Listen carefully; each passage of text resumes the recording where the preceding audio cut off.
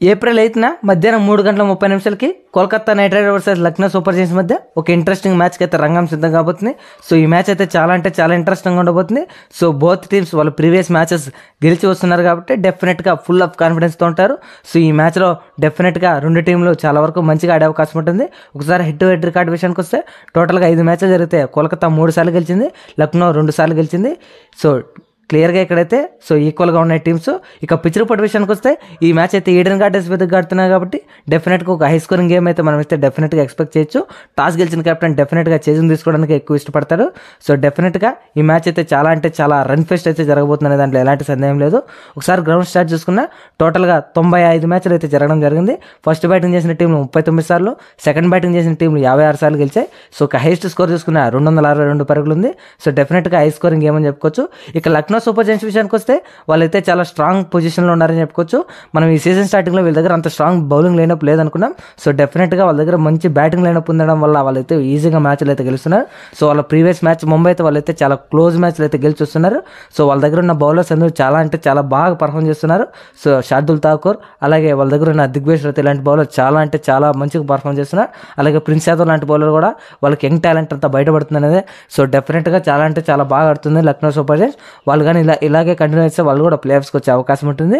So డెఫినెట్గా Lucknow Super Giants ఈ మ్యాచ్లో గెలిచేదానికి వాళ్ళు కూడా ఛాన్సెస్ ఉన్నాయనే దాంట్లో ఎలాంటి సందేహం లేదు.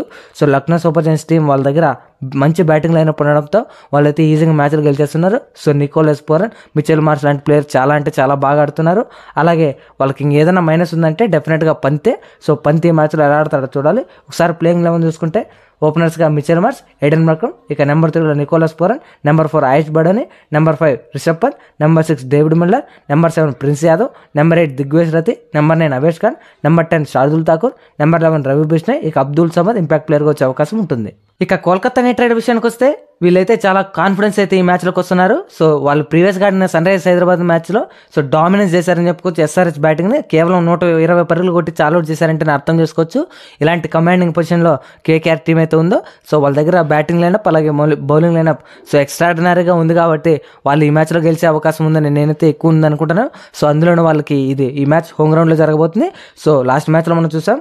సో వెంకటేష్ అయ్యర్ 23 కోట్లకు వర్త్ అని చెప్పేసి అతను బ్యాటింగ్లో ఎంత స్టామినా ఉందో మనమైతే ఫినిషింగ్లో చూసాం. డెఫినెట్గా కోల్కతా టీం అయితే చాలా మంచిగా ఆడుతుందని చెప్పే దాంట్లో ఎలాంటి సందేహం లేదు. సో వాళ్ళకి ఎటు తిరిగి రసల్ మరియు రింకు సింగ్ నుంచే పెద్ద పెద్ద నాక్స్ అయితే రావటం లేదు. సో వాళ్ళ కెప్టెన్ శ్రేయస్ అయ్యర్ కూడా చాలా మంచి ఫామ్లో వాళ్ళ కెప్టెన్ అజింక్య రహానే కూడా చాలా మంచి ఫామ్లో ఉన్నాడు. అలాగే క్వింటన్ డీకా కూడా ఒక మ్యాచ్ అయితే 1 సైడ్ చేసి గెలిపించాడు. సో డెఫినెట్గా కోల్కతా టీం అయితే చాలా మంచి కమాండింగ్ పొజిషన్లో ఉన్నది. సో వాళ్ళు కానీ ఇలాగే ఆడితే వాళ్ళు కూడా చాలా మంచి పొజిషన్లోకి అయితే వెళ్తారు. సో డెఫినెట్గా ఈ మ్యాచ్ అయితే కోల్కతా నైట్ రైడర్స్ గెలిచిందే అవకాశం ఉంది. ఒకసారి ప్లేయింగ్ 11 చూసుకుంటే ఓపెనర్స్గా సునీల్ నారాయణ్, డీకాక్, ఇక నెంబర్ 3లో అంగిర్గన్ రంగవంశీ, నెంబర్ 4లో Rahane, number 5 Venkatesh Iyer, number 6 Rinku Singh, number 7 Russell, number 8 Moeen Ali, number 9 Harshit Rana, number 10 Varun Chakravarthy, number 11 Vaibhav Arora, ఇక ఇంపాక్ట్ ప్లేయర్గా రమన్దీప్ సింగ్ వచ్చే అవకాశం ఉంటుంది. సో టీం అయితే చాలా అంటే చాలా స్ట్రాంగ్ ఉందని చెప్పుకోవచ్చు. సో ఈ టీంతో డెఫినెట్గా కేకేఆర్ గెలిచే అవకాశం అయితే ఉందని నేనైతే అనుకుంటున్నాను.